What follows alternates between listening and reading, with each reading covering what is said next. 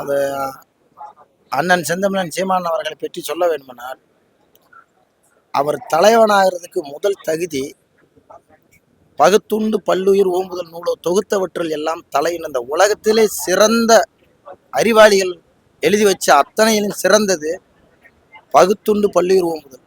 இந்த உணவை பற்றி அனைவருக்கும் பகிர்ந்து உண்டு உண்ணணும்னு சொன்னதான் தலை சிறந்தது. அதை தமிழன் உலகத்துக்கு சொல்லி கொடுத்தத அண்ணன் பேச்சலா இருக்கிறது இப்போ வரைக்கும் அதை இப்பவும் கடைபிடிச்சிட்டு இருக்காரு. ஒரு தலைவன் ஆகிறதுக்கு முதல் தகுதி இதுதான். அடுத்தவர்கள் பசியை போக்கக்கூடிய எண்ணம் இருக்க மட்டும்தான் அந்த உலகத்துல தலைவனாக. அதுக்கு முழு தகுதியானவர் அண்ணன் செந்தமிழன் சீமான் அவர்கள் தான் தெரிவிச்சுக்கிறேன். இப்ப நீங்க நிறைய இடத்துல வெளிப்படையா நாம் தமிழர் ஊடகங்களும் கொஞ்சம் பதிவு பண்றது பதிவு இது திரைத்துறையில இருக்கும் போதே இல்ல பாக்குறவங்க எதுவும் கேட்கலையா, அது எதுவும் இந்த கட்சியில போயிருக்கேன் இல்ல, அது தனி மனித உரிமை. நான் ஒவ்வொருத்தவங்களும் ஒரு கட்சியில ஒவ்வொருத்தவங்க இருப்பாங்க. அது கட்சி கொள்கை வேறு, தொழில் வேறு. அதனால இப்போ நான் நாம் தமிழர் இருந்தார், திமுக மாநாடு நடந்தால் அங்கேயும் வேலை பார்த்துட்டு ஒர்க் பண்ணி வைப்பேன். குடியரசு தினம்லாம் ஆளுங்கட்சி என்ன இருக்குது, அங்கே போய் அந்த வண்டி ஊர்வலங்கள் நிறையா ஒர்க்கெல்லாம் வரும். அவங்களும் அந்த மாதிரி பார்க்குறதுல நம்மளும் அந்த மாதிரி பார்க்குறது. தொழில் வேற, கட்சி வேற, கொள்கை வேற. அதுக்கு இருக்கணும். அப்படி யாரும் இது வரைக்கும் என்ன வேறுபடுத்தி பார்த்ததில்லை. நான் நாம் தமிழர் கட்சியை உருவாக்குவதற்கு முன்பு இருந்து அண்ணனோடு இதோட 27 வருஷங்களாக நான் பயணிக்கிறேன். கட்சியெல்லாம் ஆரம்பிக்கும் போது 2000 ஆண்டிலிருந்து அண்ணன் எனக்கு அறிமுகமானார். அன்னையிலிருந்து அண்ணனுடைய பேச்சு, அவருடைய கொள்கை, பரந்த மனப்பான்மை, மற்றவர்களுக்காக உதவும் குணம், இவைகள்லாம் பிடிச்சிதான் அண்ணனோட நான் பயணிக்கிறேன். இன்னைக்கு வரைக்கும் 27வது ஆண்டுகளாக அவரோட நான் பயணிச்சுக்கிட்டு இருக்கேன். அதுக்கிடையில கட்சி ஆரம்பிச்சு, கட்சி துவங்கிய காலத்திலிருந்து இன்னைக்கு வரைக்கும் நான் அண்ணனோடு இந்த கட்சியோடு பயணித்துக் கொண்டிருக்கேன்.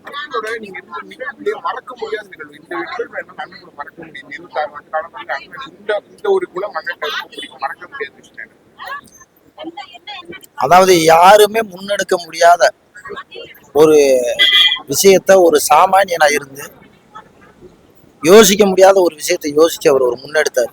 என்னன்னா, இன்னைக்கு சினிமாவில் எவ்வளவோ ஹீரோக்கள், எவ்வளவோ பெரும் பெரும் ஆட்கள்லாம் இருந்தும் கூட ஒரு திராவிட கட்சிகள் இருக்கிற கட்சிகளை எதிர்த்து போராடு அது அப்படி அது மட்டும் சம்பந்தமா ஒரு சிந்தனையே கூட இல்லை. அப்படியே அதிகபட்சமா யோசிச்சா கூட ஏதோ ஒரு கட்சியில சேர்ந்து ஒரு சீட்டு வாங்கலாம் தான் போவாங்க. எவ்வளோ ஒரு கட்சியை ஆரம்பிச்சு ஒரு 2 சீட்டு 3 சீட்டு தான் போவாங்க. தன்னிச்சையா இருந்து தமிழ்நாட்டில் 3வது கட்சியா வளர்ச்சி அடைஞ்சேன். வளர்ச்சின்னா ஒரு தனி மனிதனா ஒரு மொழிக்காகவும் இனத்துக்காகவும் போராடக்கூடிய இந்த நூற்றாண்டுல பார்த்தா அண்ணன் மட்டும்தான். அதனால இந்த நூற்றாண்டுல யாருமே யோசிக்க முடியாத ஒரு ஒரு போராட்டத்தை முன்னெடுத்து மொழிக்காகவும் இனத்திற்காகவும் ஒரு தனி மனிதனா எந்த விதமான பின்புலம் இல்லாம, ஏன்னா அவரோட நான் பேச்சலரா ரூம்ல இருந்த காலத்துல இருந்து நான் பழகிருக்கேன், பார்த்திருக்கேன், தங்கியிருக்கேன்.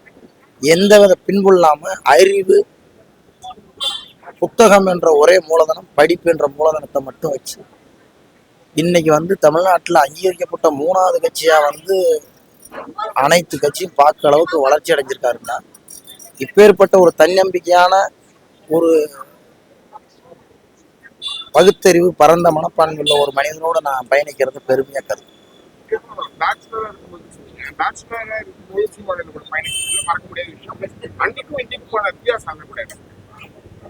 இல்லை, நான் பேச்சலரா நாங்கள் சினிமாவில் வாய்ப்பு தேடி நான் முதல்ல எனக்கு அன்னைக்கிட்ட 5 ஓலன்ற ஒரு தான் அண்ணன் அறிவு பண்ணி வைக்கிறாரு. அன்னைக்கும் கையில் 10 பைசா பணம் இல்லைன்றால் கூட யாரிடமாவது பணத்தை வாங்கி அன்னைக்கு 20 பேர் 10 பேருக்கு சாப்பாடு தான் அவர் ரூமில் போட்டுட்டு இருப்போம். எல்லாரும் போய் சாப்பிடுவோம். யாரும் பசின்னு போக மாட்டாங்க. அவர் பையில பணமே இல்லைன்றாலும் எங்கே இருந்தாலும் பணத்தை வர வச்சு, நண்பர்கள் மூலியமாக வர வச்சு எல்லாருமே அங்கே தான் சாப்பிட்டு இருந்துகிட்டு இருப்போம். அதே கூட இன்னைக்கும் ஆபீஸ்ல எத்தனை பேர் வந்தாலும் பசி சமைச்சு சாப்பிட்டு தான் போயிட்டு இருப்பாங்க. அப்ப அந்த ஒரு விஷயமே ஒரு தலைவன் ஆகிறதுக்கான மிகப்பெரிய ஒரு இன்னும் சொல்லலாம்.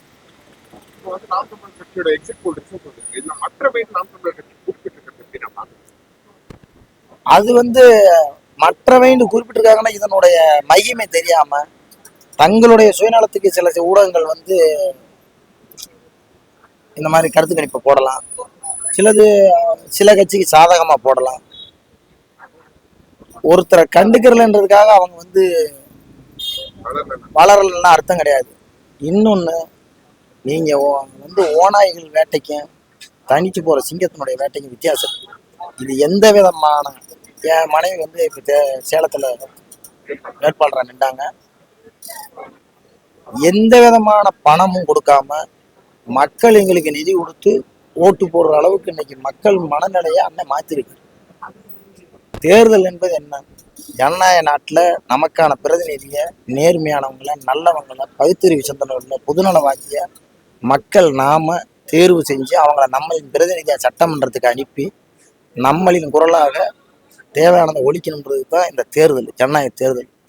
அப்படி ஒரு சிந்தனையே மக்கள் மழுங்கடிச்சு மிக்சி, கிரைண்டர், பணம், தேர்தல்னா இதெல்லாம் கொடுப்பாங்கன்ற ஒரு மனநிலைக்கு இந்த அதாவது காட்டில் இருக்க விலங்குகள் வந்து வேட்டையாடி தான் சாப்பிடணும்ன்ற அதுக்கு அவனை இயற்கை. ஆனால் அதை வந்து வண்டல் இது ஜூவில் இருக்கிறதுக்கு என்ன இந்த நேரத்துக்கு நமக்கு இறைய கொண்டு வந்து போடுவான்ற மனநிலைக்கு இந்த மிருகங்கள் ஆயிரும். அந்த மனநிலைக்கு மக்களை மாற்றியது அந்த கட்சிகள் தான். இதை மாத்துறதுக்கு கொஞ்சம் நாள் ஆகும். அதுக்கு அண்ணன் போராடுறாரு. நினைச்சா 3வது கட்சியா வளர்ந்துட்டு ஏதோ ஒரு 4 சீட்டு 10 சீட்டு கொடுங்கன்னு சொல்லிட்டு போறதுக்கு ரொம்ப நேரம் ஆகாது. அதெல்லாம் சிந்திச்சு தான் தனியா போராடுற. அது ரொம்ப நாள் ஆனால் கூட அது ஒரு நாள் இருந்த ஆலமரமாக வரும். இது வந்து அண்ணன் சீமான் சட்டமன்றத்துக்குள்ள காரைக்குடியில போனாருன்னா எப்படி இருக்கும் நினைக்கிறீங்க?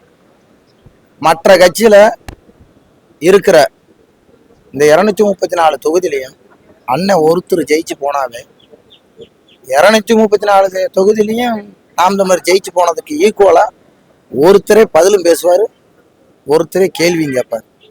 அதுக்கு இந்த அண்ணன் ஒருத்தர் போனா போதும், சட்டமன்றம் சிறப்பா இருக்கும், மிகப்பெரிய புரட்சிகரமா நடக்கும்.